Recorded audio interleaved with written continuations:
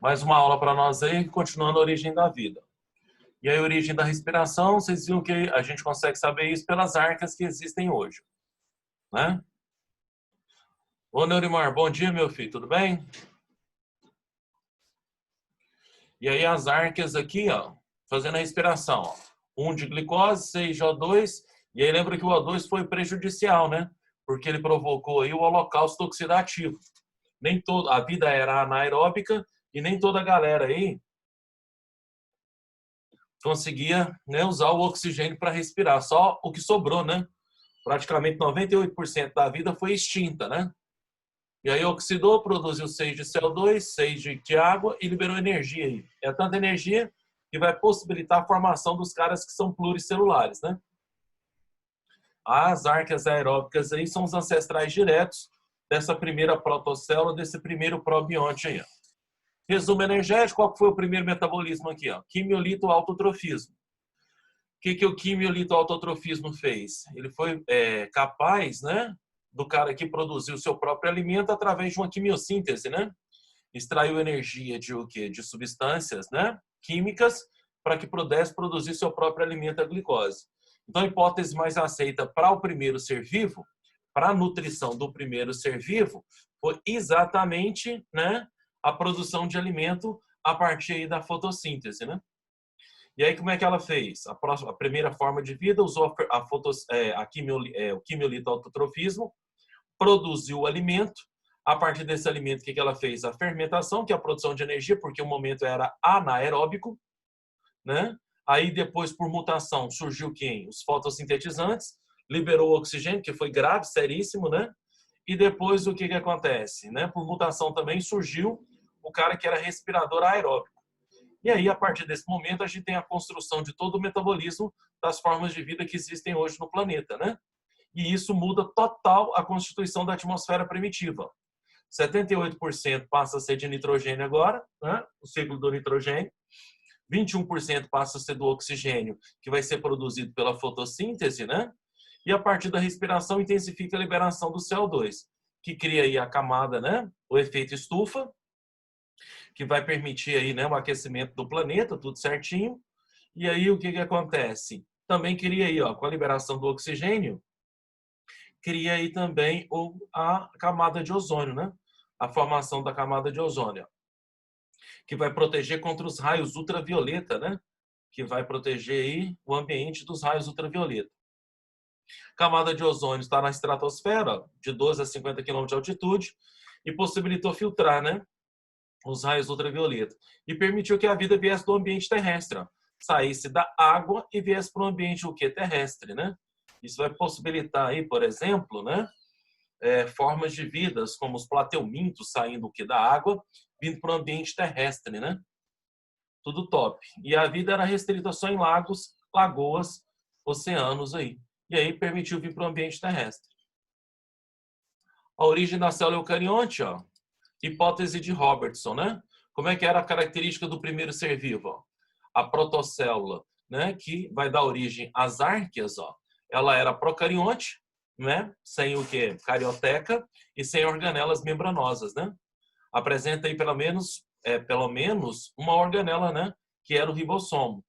Então, só o ribossomo aí no ambiente. Quimiolito autotrófica, produziu seu próprio alimento a partir, né, da, né, reação extraindo energia química e produzindo alimento a partir de matérias, né, brutas inanimadas, né? E aí extrair energia para produzir seu próprio alimento. Ainda não é fotossintetizante, ó. E ela era fermentadora, né? Porque vivia no meio anaeróbico produzindo energia. E aqui é a teoria de Robertson. E aí o que a teoria de Robertson propõe? Né? A formação da célula eucarionte. A formação da célula com carioteca, né? E aí como é que foi a formação da carioteca? Foi por invaginações da membrana plasmática. Então a membrana, a célula começou a sofrer isso aqui, ó, presença, né, procarionte. Aqui a presença do quê? Do material genético. E esse ser vivo procarionte foi crescendo. A partir do momento que foi crescendo, o que ele sofreu? Invaginações, ó, projeções internas da membrana plasmática. Invaginou até compartimentar toda a célula. Isso aqui vai dar origem, né, à carioteca, que está aqui no centro, ó, que vai ser a membrana nuclear, que vai envolver o núcleo, e ela vai compartimentando o citoplasma da célula eucarionte. Compartimentando o citoplasma da célula eucarionte, ó, surgem as organelas membranosas, né? O retículo endoplasmático, o complexo golgiense, os vacúolos, os lisossomos. Surgem todas essas organelas, inclusive a carioteca. E aí a hipótese de Robertson explica a formação de todas as organelas, com exceção dessas duas aqui, ó. Né? E aí o que a gente tem aí? Ó? Agora a teoria endossimbiótica ou simbiogênica. O que a teoria simbiótica ou simbiogênica propõe? Ela foi criada por essa bióloga aqui americana, ó, a Lee Margulis, e o que ela observou para propor essa simbiose aqui? Ó? Ela descobriu as zooxantelas. Quem que são as zooxantelas? São as algas que vivem dentro das células dos corais. Ó. Isso ela estuda em 1981. Quem que são essas zooxantelas? São as algas que vivem dentro das células dos corais. Então, as algas aí, ó, elas estão presentes dentro da alga, dentro da célula do coral, as algas, e o que essas algas vão fazer aí? Elas vão realizar fotossíntese, né? Então, elas vão fazer o que? A fotossíntese, produzindo alimento para a alga e para o coral. Por isso que os corais são coloridos, ó, justamente pela presença dessas algas aqui, ó, dentro das suas células. E lá o que vai acontecer? Uma simbiose. Vai ser bom para a alga viver dentro das células dos corais, porque a alga ganha abrigo, proteção e vai ganhar aí o quê? Né? CO2, amônia do coral, para que ela tenha o desenvolvimento do seu metabolismo. E para o coral é bom essas algas viverem dentro desses corais, porque ele vai ganhar o quê? Alimento. Né? Como os corais são sésseis e apresentam exoesqueleto calcário, os corais não tem como sair atrás do alimento. Não tem como aí o quê? Né? Correr atrás do alimento. E como eles não têm tentáculos, não tem jeito de ele capturar o alimento. Então, o que eles fizeram para sobreviver? Associou-se com essas algas aqui. Ó. Então, vai ser uma célula vivendo dentro de outra célula. Né? E aí, a Lee Margulis, observando isso, ela propôs essa o quê? Teoria aqui. Ó. Né? A teoria que vai explicar a origem de quem? Das mitocôndrias e vai explicar a origem de quem? Dos plastos, ó, dos cloroplastos. Então, para Lee Margulis, né, a mitocôndria e o cloroplasto foram, no passado, células independentes da célula eucarionte. Foram células que viviam o quê? Fora da célula eucarionte. Aí essas células foram incorporadas pela célula eucarionte, e aí essa incorporação, o que ela permitiu? Essa incorporação permitiu que a célula, aí, eucarionte, tivesse a presença aí tanto do que? Da mitocôndria e tanto do que? Do cloroplasto dentro da sua estrutura. E aí a gente acredita, né, que a incorporação dessas células foi por fagocitose. Então, o que a célula eucarionte fez? Ela veio aqui e incorporou quem? As árqueas, né? Ou bactérias primitivas. Então, ela vem aqui e incorpora as árqueas ou bactérias primitivas e, no primeiro momento, incorpora essa árquea aqui, ó, heterótrofa, quer dizer que ela não produzia o seu próprio alimento. Ela era aeróbica, utilizava o oxigênio no seu metabolismo e utilizava o oxigênio para respirar, para a produção de energia. Então, o que essa árquea heterótrofa aeróbica respiradora fez? Ela vai dar origem à mitocôndria. Então, a mitocôndria, a gente acredita que era uma célula que vivia fora da célula eucarionte. E aí, a célula eucarionte também é o quê? Ela incorporou, fagocitou. E aí, por que ela não vem aqui e não digere a árquea heterótrofa aeróbica respiradora? Ela não vai digerir essa árquea aí, por que ela não digere? Porque a árquea, quando incorporada, ela vai ser importante porque ela fornece para a célula eucarionte energia.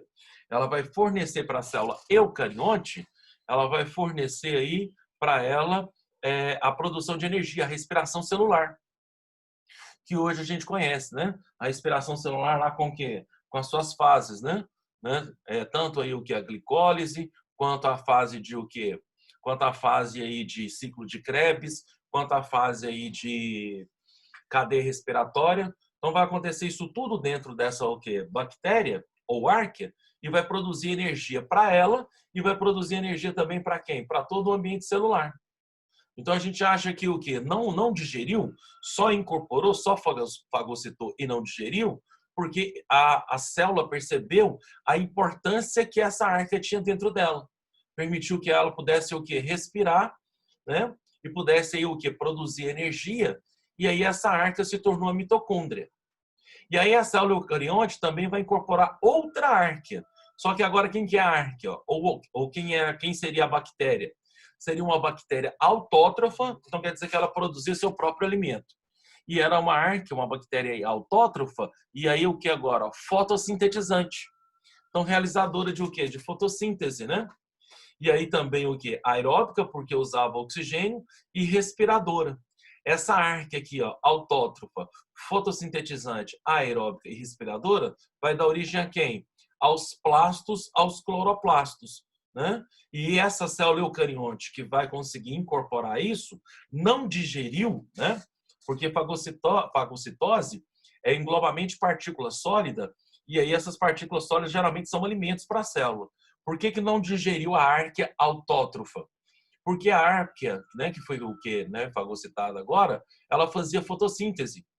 E aí fazendo fotossíntese com todas as suas fases, né? A fase clara, a fase escura, a fotofosforilação cíclica, acíclica, o ciclo de Calvin-Benson, fez tudo, né? E aí a partir desse momento produziu alimento para a célula eucarionte, né? Essa célula aqui, ó, que absorveu, que fagocitou, né? Que incorporou só a mitocôndria, vai dar origem aos protozoários e vai dar origem aí aqui, provavelmente também aos animais. E teve uma célula eucarionte que incorporou as duas árqueas, né? Tanto a arquea que era respiradora, ó, heterótrofa respiradora, quanto a que era fotossintetizante. Essa o que é célula eucarionte que vai incorporar as duas árqueas, as duas bactérias aí primitivas e manter dentro do seu citoplasma, vai dar origem a quem? As algas, as plantas e provavelmente os fungos. Só que os fungos, ao longo da sua evolução, o que eles perderam? Eles acabaram perdendo, né, a estrutura dele aí, né, fotossintetizante. E aí passaram, né, a ser heterótrofo. Mas num dado momento a gente acredita, né, pela filogenética molecular, pela análise do material genético, né, que eles tinham a arquea também fotossintetizante. E ao longo do tempo perderam, por isso é que eles se tornaram heterótrofo por, né, heterótrofo por absorção. Fungo não é o que? Ingestor. Fungo não tem tubo digestório. Porque a gente acredita que os fungos, né, no passado aí distante, eles tinham essa o quê, né, estrutura fotossintetizante, essa arquea fotossintetizante, que produzia alimento para eles. Mas com o passar do tempo perderam. Por isso que eles não desenvolveram a sua capacidade aí o quê, né? A sua capacidade, né, de ter tubo digestório, de ser ingestor. Então eles são heterótrofos por absorção.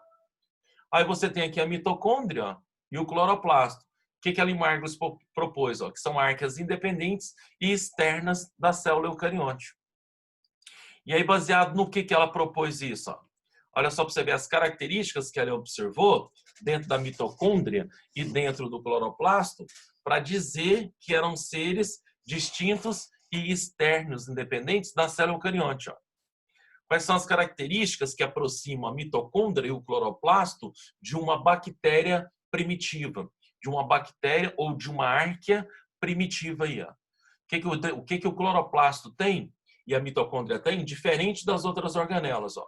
Diferente do complexo de Golgi, diferente do que? Do retículo endoplasmático, diferente aí, né, dos vacúolos, dos lisossomos.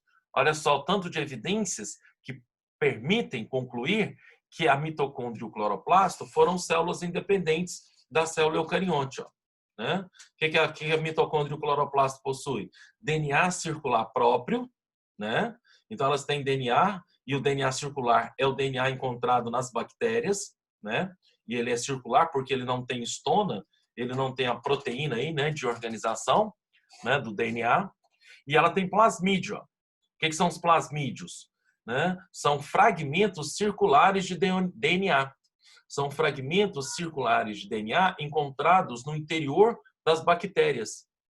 Então, quer dizer que mitocôndria e cloroplasto têm esses plasmídios aqui, ó, que é característica de bactéria, o que vem comprovar, né, a teoria da Margulis aqui, ó, a teoria endossimbiótica. E fica esperto porque isso aqui cai demais em prova, viu? Então, aqui está montando a célula eucarionte completinha.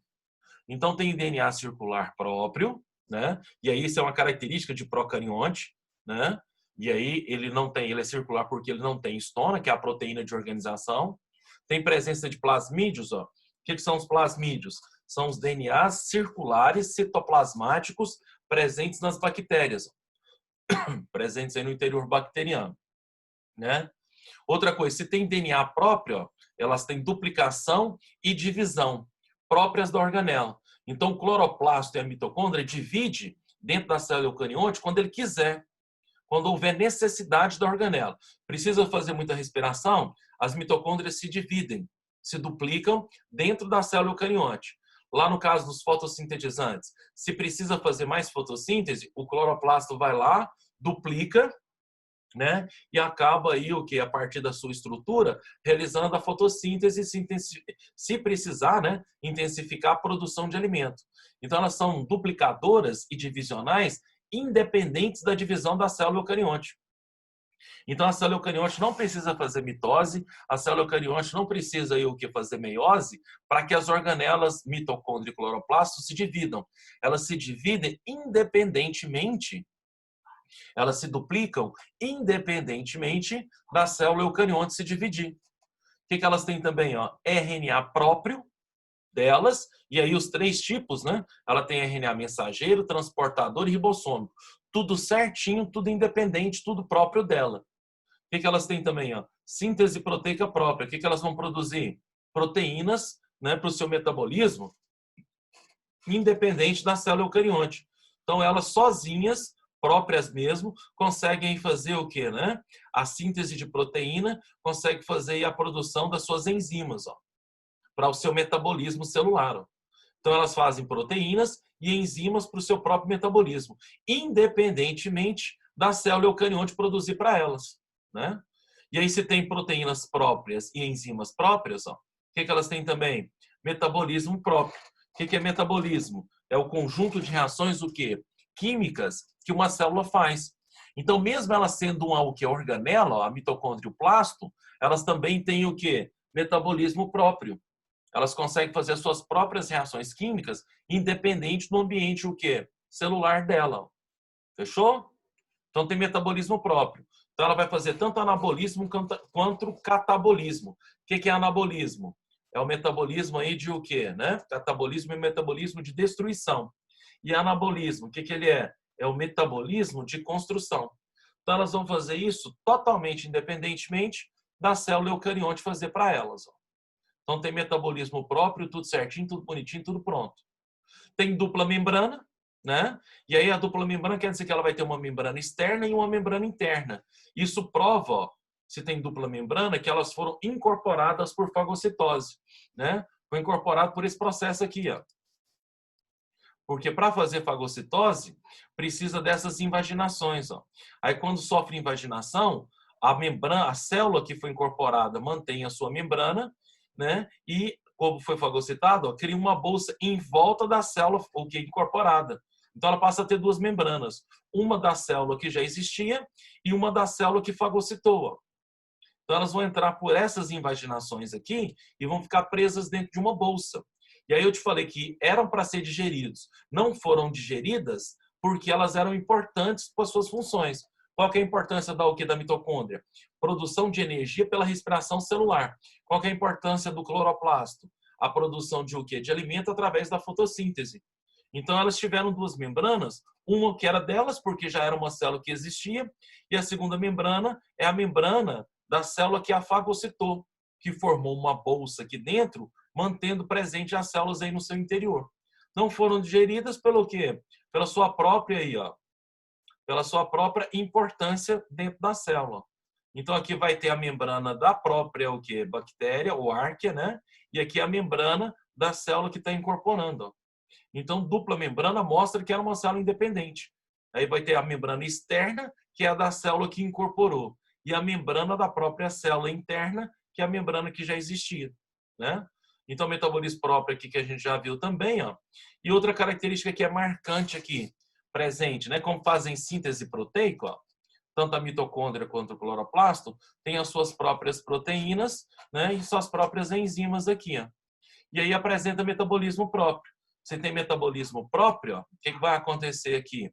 Tem ribossomos próprios. Ó. E os ribossomos aqui próprios, que é a função do ribossomo? Síntese proteica. Por isso que elas vão fazer o quê? A síntese de proteína que está aqui em cima. E aí, se vai fazer síntese proteica, tem um metabolismo próprio, tudo certinho. E o ribossomo, ó, vai ser aí o ribossomo que tem o mesmo tamanho, o mesmo peso do ribossomo procarionte. Vai ter o ribossomo com o mesmo tamanho, com o mesmo peso do ribossomo que eram das árqueas, que eram das próprias bactérias. Ó. Então, quer dizer que quando você estuda aqui a mitocôndria, ó, os ribossomos são iguaizinhos aos ribossomos encontrados dentro das bactérias. Por isso que a gente acha que essa mitocôndria aqui e o cloroplasto foram incorporações aí, né, de células para o interior, né, da célula eucarionte. Então, ó, a hipótese ou teoria de Robertson, o que ela explica? A formação da carioteca por invaginação da membrana plasmática e de todas as organelas membranosas. Né? Retículo endoplasmático, complexo golgiense, vacúolos, lisossomos, todas essas organelas com membrana. Né? O ribossomo já existia porque ele é feito de quê? RNA ribossômico mais proteína. Então ele sempre esteve lá. Né? E é feito a partir do quê? Do próprio DNA. Agora o que acontece? Como é que você explica a origem da mitocôndria e do cloroplasto? Já que elas têm DNA circular próprio, duplicação e divisão próprias, né, dentro da célula eucarionte, RNA próprio, síntese de proteína, e aí produz proteína e enzimas, metabolismo próprio, que são as reações químicas aí, o que ela vai fazer, dupla membrana, que são as membranas que tem aí o que, né, fazendo parte da sua constituição. Existe uma membrana externa, uma membrana interna. A externa vem da própria fagocitose, aí o que, né, da célula. Metabolismo próprio a gente já viu, e os ribossomos iguaizinhos ao de uma bactéria ou de uma árquea. Então incorporou ó, o procarionte heterótrofo aeróbico, vai dar origem à mitocôndria. A célula que só teve mitocôndria, o que vai acontecer com ela? Ela vai dar origem às células dos protozoários e às células dos animais. E a célula que incorporou, os dois, ó, que incorporou tanto mitocôndria, né, quanto vai incorporar ó, ancestral procarionte fotossintético, ó, que vai incorporar aqui o cloroplasto. A célula que incorpora os dois, né, ali presente os dois, vai dar origem provavelmente o quê? A todas as algas, fungos e plantas. Os fungos, ao longo da sua evolução, a gente acredita que eles perderam o seu cloroplasto, né? E aí porque a gente acredita que, né, ele era autótrofo e aí realizava fotossíntese pela presença da parede celular celulósica ou quitinosa. E pela ausência de tubo digestório, né? Então eles são heterótrofos por ingestão. Mas no início eles tinham como produzir seu alimento, mas aí acabaram perdendo esses cloroplastos, né, em função da sua o quê? Do seu processo evolutivo. Mas provavelmente ele no início dele teve os dois. Aí perdeu. Mas essa célula aqui que tinha os dois, ó, vai dar origem a alga, plantas e fungos. E os fungos perderam seu cloroplasto ao longo da evolução. Por isso que até hoje eles têm parede celular celulósica ou quitinosa. Fungo tem parede celular feito de quitina, né? E outra coisa importantíssima, ó, esses cloroplastos que eles perderam aqui, ó, provavelmente impossibilitaram a produção do tubo digestório.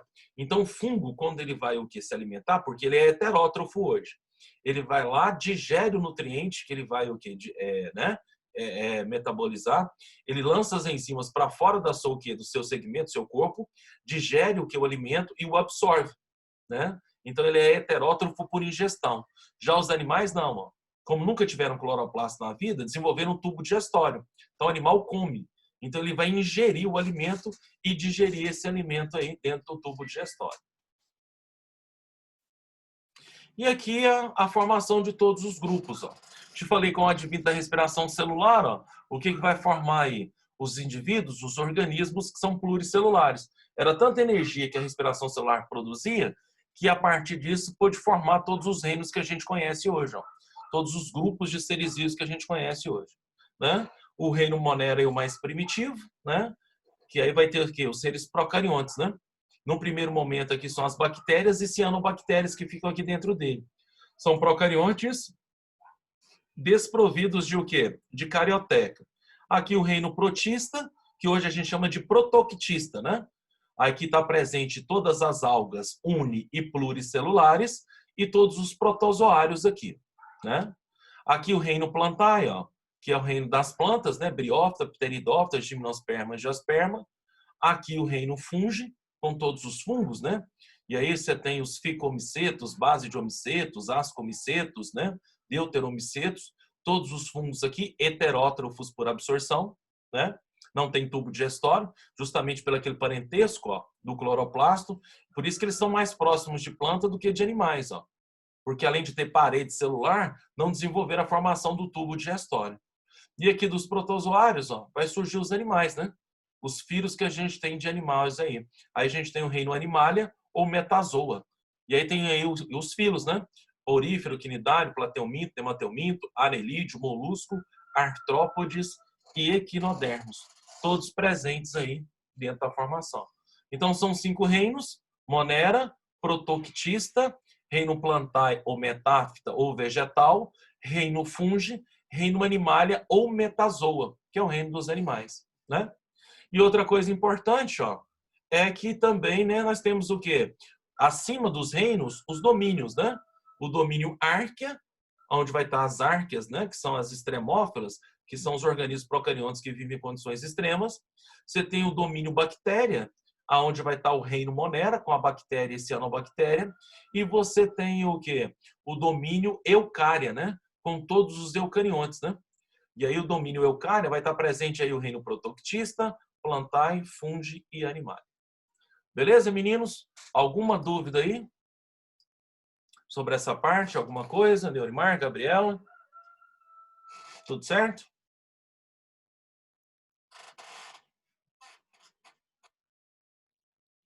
Deixa eu ativar o som de vocês aqui.